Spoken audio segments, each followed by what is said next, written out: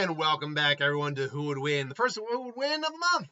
And this comes to us from Eric Wallach, who asked the question, who wins in a fight? The DCEU, the live-action Shazam, versus the MCU Thor. We already know their backstories. Thor, Odin's son, born to Odin and Frida. He's Thor, god of thunder, wields Mjolnir, all that stuff. And Shazam, we know. Billy Batson, orphan, ultimately lost his in and out of foster homes, gets chosen by the Wizards Shazam. Well, not the Wizards Shazam, but he gets chosen to be Shazam, the champion. And yeah, so I mean, what do each of them bring to the table? Well, they each have enhanced physicality, durability, speed. Obviously, we don't really see the true upper limits of Shazam's physical abilities, which is problematic for this fight. We don't know what his true limitations are. He can lift a car with no problem. He can punch a dragon in the face. But we've never seen him do something like pull the gears of a forge that is powered by a star. We've never seen something like that. We never see him go toe-to-toe with an individual like the Hulk. So from a strength perspective, I'd probably have to give it to Thor. From a durability perspective, that's trickier. We've never truly seen the limitations of Shazam's durability.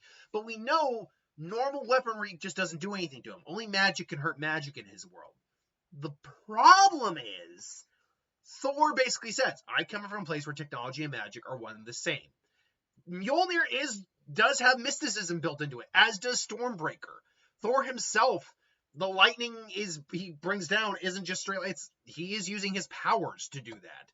So Thor himself would be able to probably hurt him. And if Mjolnir can pierce if Stormbreaker can pierce Thanos, who is arguably probably as durable, just in a different context, and tank a blast from the Infinity Gauntlet, then he can probably injure Shazam. Now, speed is where Shazam does, I think, have an edge, because as fast as Thor is, and he is fast, he's not a speedster.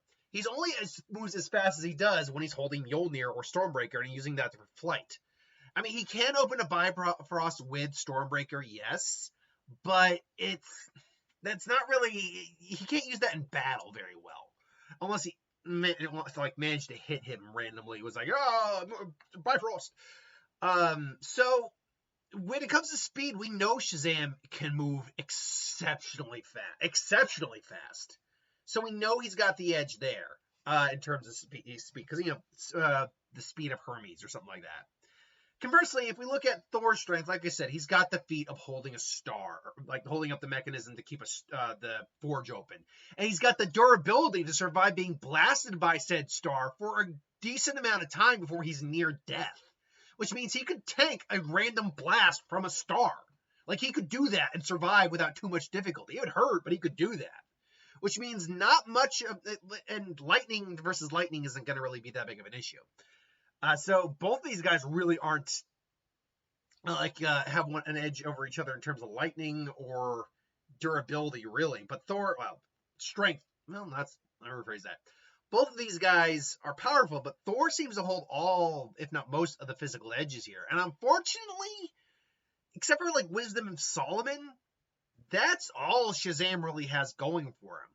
Shazam is still the mind of a kid, just with the Wisdom of Solomon in there.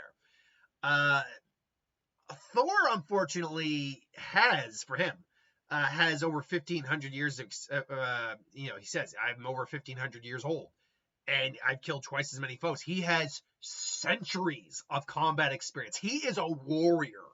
He was pretty much bred and born on the battlefield in many ways. So, and he has beaten numerous foes of different species, races, creeds, gods, demons, you name it. It's just not a fair matchup for Shazam, who has shown pain and weakness to magic-based attacks, which Thor would be able to throw out. Doesn't matter if he has Mjolnir, doesn't matter if he has Stormbreaker. Stormbreaker's actually even the worse option, just due to the fact that it has a freaking axe head on it. So if he gets skewered, stab that thing might kill him. That could take his arm off. And we know Shazam also is not infallible. He can die if that's what happened in the second movie. Billy was legitimately dead in that movie. He had to be brought back. So Yeah, as much as I do enjoy the Shazam movies, and I actually like Fury of the Gods quite a bit.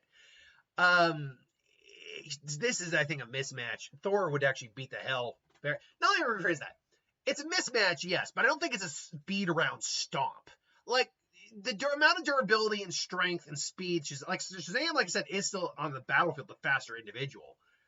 So I do fully believe that he could fight on par with Thor for a little bit until Thor gets it serious. And unfortunately, when both these guys get it serious, there's a distinct difference in terms of what they're doing to the other. So I would say Thor takes the win.